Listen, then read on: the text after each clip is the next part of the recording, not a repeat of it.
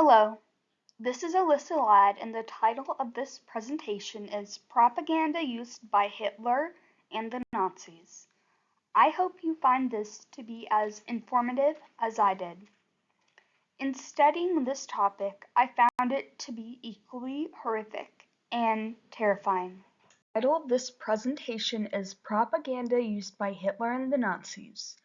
During the presentation, I will discuss who Hitler is, how he used propaganda to gain support from the Germans in his quest to exterminate the Jews, and the impact of that propaganda. Who is Hitler? Adolf Hitler was one of the world's most well-known dictators. He was the founder and leader of the Nazi Party. He was Führer, or President of Germany from 1933 to 1945. Between 1941 and 1945, he and Nazi collaborators systematically murdered approximately 6 million Jews. This genocide of Jewish people is known as the Holocaust. What is propaganda? Propaganda is defined as information that is often of a biased nature that people manipulate so one can promote certain religions or points of view. What is anti-Semitic/anti-Semitism?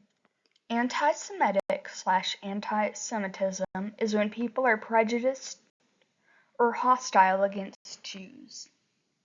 Did Hitler use anti-Semitic propaganda?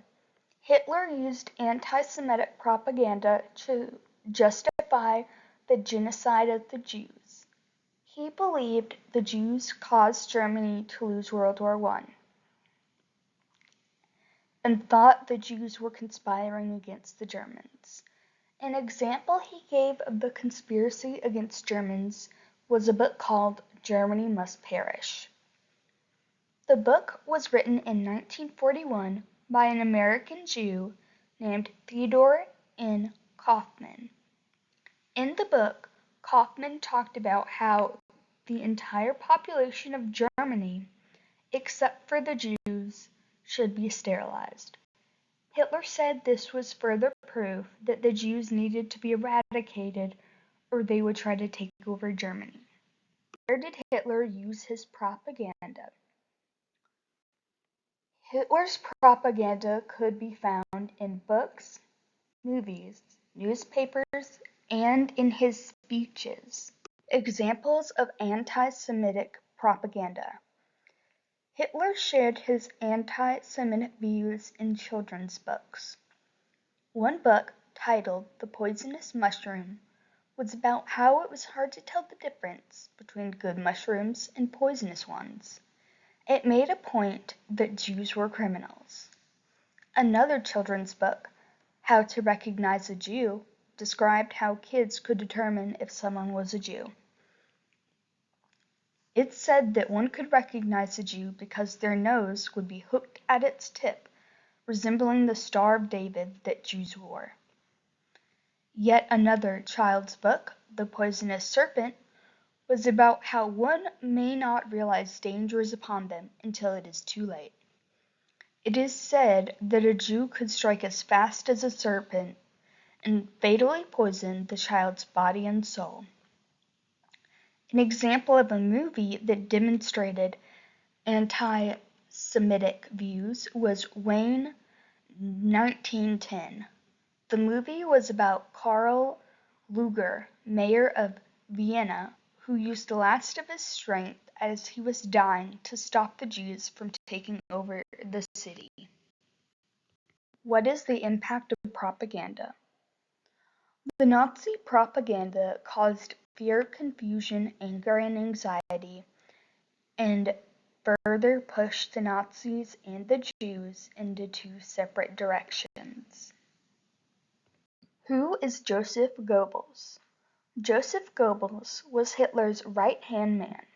He promoted Nazi supremacy by censoring newspapers, movies, photographs, and books that were released to the public. He was known as the Minister of Propaganda.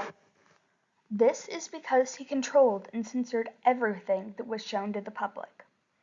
Global censorship of movies caused fewer than 100 movies to be released to the public annually. Censorship. Examples of the censorship are that the Nazis would censor the newspapers so that they would not cover the crimes committed against the Jews. Instead, they would only show the aftermath of destruction of property of the Jewish shops and such. They would say nothing about the murder, imprisonment, or capture of the Jews. Public speaking. Public speakers and public speeches were important to Nazis because Hitler believed that spoken words were much stronger than any written ones. Hitler would personally meet with groups of soldiers who didn't support his ideas and persuade them to join the Nazis. One of Hitler's favorite pitches was that Jews caused all of Germany's problems, and in order for Germany to be a peaceful place again, all Jews had to be destroyed.